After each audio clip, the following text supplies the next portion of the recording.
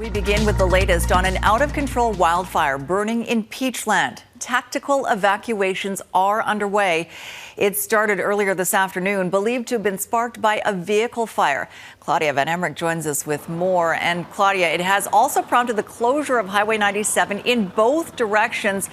So you're coming to us from across Okanagan Lake. We can see that fire in the background from you. Yeah, Sophie, we cannot get close to the fire because of those road closures in the area. So we are in the upper mission of Kelowna across Okanagan Lake. This is a very concerning wildfire because it has grown so quickly. It has prompted tactical evacuations, as you mentioned, of hundreds of people now fleeing their homes. And winds, I'm not sure if you can tell, but the winds are picking up. So that is obviously an added concern. Now, this fire has been named the Drought Hill wildfire. It is very much burning out of control, as I mentioned, prompting tactical evacuations. And it is incredible how quickly this fire has grown. Now, it started just after 2 o'clock, and we are at 6 o'clock. So in that 4-hour span, it is already 12 hectares. It started along Highway 97, which is the main route through the Okanagan, along a section of highway called Drought Hill, which is north of Peachland, between Peachland and West Kelowna. It is believed to have started, as you mentioned, by a vehicle fire, a truck carrying some equipment that caught on fire. Those flames then spread into the nearby grass. It is aggressively being attacked from the air and from the ground. The BC Wildfire Service has helicopters and air tankers in the air, on the ground. Wildland firefighters, along with the Peachland Fire Department and the West Kelowna Fire Department. We did hear at one point those flames moving perilously close towards structures. Not sure how close, but we do know that those 400 properties in the area have been placed on an evacuation order. That is largely in the Trepanier neighborhood. So that's east of Trepanier Bench Road and south of Highway 97C and north of Highway 97. Alerts also expected to go into place. So if you live in the vicinity of the fire, you are not in order.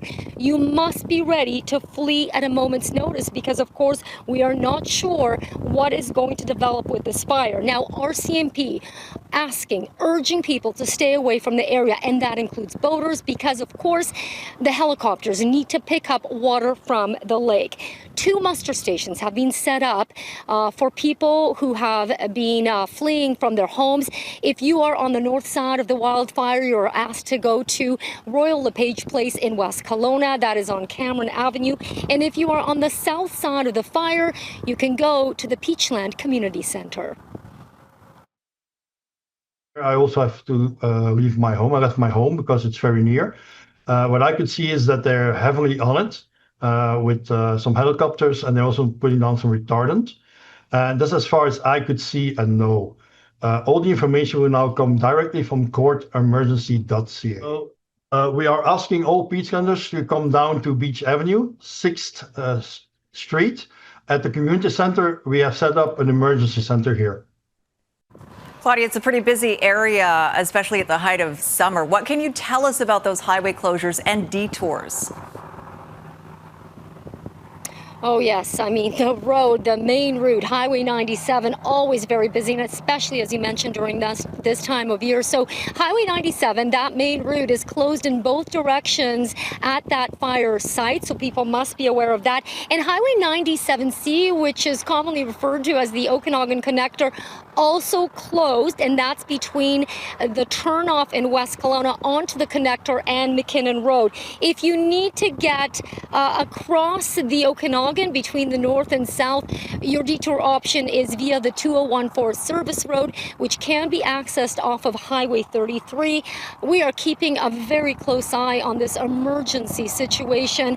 These winds, again, a concern. They have been picking up on and off throughout our time here, so hopefully the crews can get a handle on this fire sooner rather than later, Sophie. Yeah, we can definitely hear that wind through your microphone as well.